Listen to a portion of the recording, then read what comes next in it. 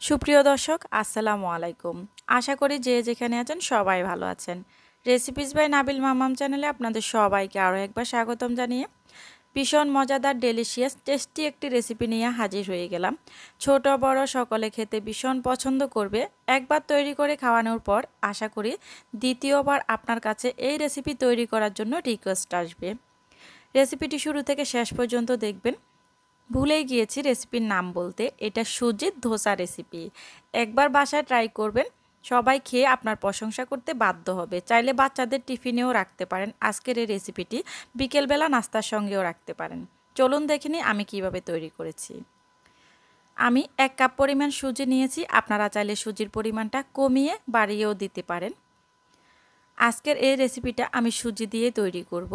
1 table চামচ পরিমাণ চিনি ব্যবহার করেছি। চিনিটা অবশ্যই 1 টেবিল চামচ পরিমাণ ব্যবহার করবেন, খুব বেশি দিলে খেতে ভালো লাগবে না। হাফ টিস্পুন পরিমাণ দিয়েছি ইস্টটা একটু ভালো কোম্পানির দেওয়ার ট্রাই করবেন। লবণ দিয়েছি হাফ চা চামচ পরিমাণ, ইস্টও দিয়েছি হাফ চা চামচ পরিমাণ। আমরা প্যানকেক তৈরি করার সময় যে বেকিং পাউডারটা ব্যবহার করি সেটা দিয়েছি 1 টেবিল চামচ পরিমাণ।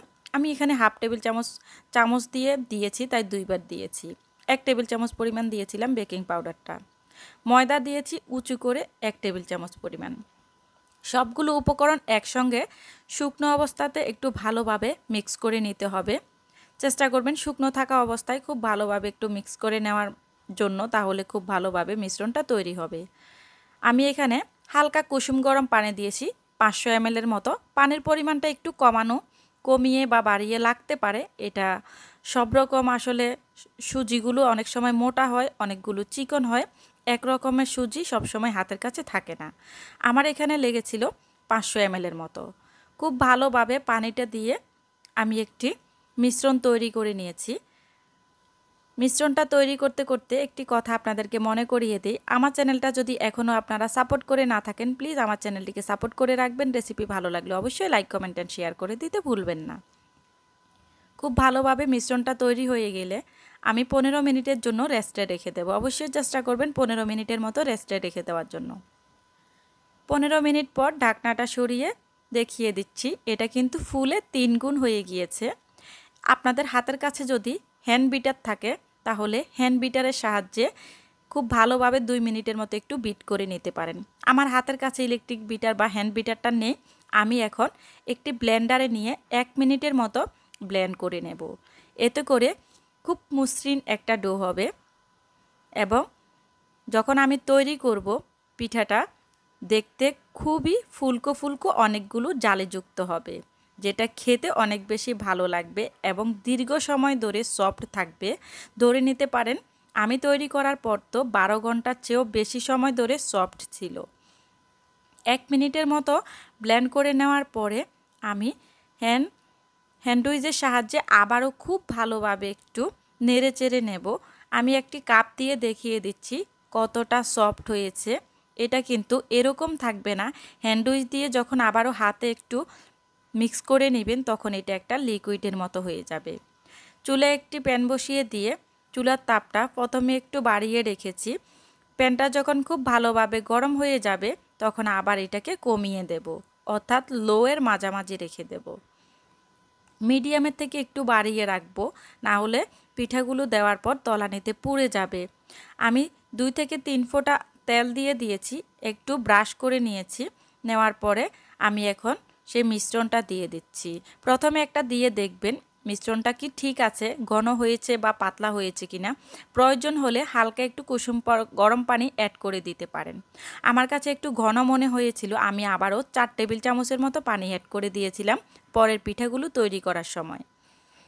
পিঠাটা দেওয়ার পরে 15 সেকেন্ডের মতো অপেক্ষা করতে হবে। 15 সেকেন্ড পর আপনারা দেখবেন চুলার তাপটা কিন্তু মিডিয়ামের থেকে একটু বাড়িয়ে দেওয়া আছে। 15 সেকেন্ড পর আপনারা দেখে বুঝতে পারতেছেন কতটা জালিযুক্ত হচ্ছে। ফুলকো ফুলকো বাবলসের মতো হয়ে সেগুলো ফেটে যাচ্ছে। কতটা সুন্দর এবং আকর্ষণীয় হচ্ছে আপনারা দেখে বুঝতে পারতেছেন। এক একটা পিঠা তৈরি করতে 40 সেকেন্ডের মতো সময় লেগেছে। খুব সুন্দর একটা কালার এসেছে নিচে, একদমই পুড়ে যায়নি।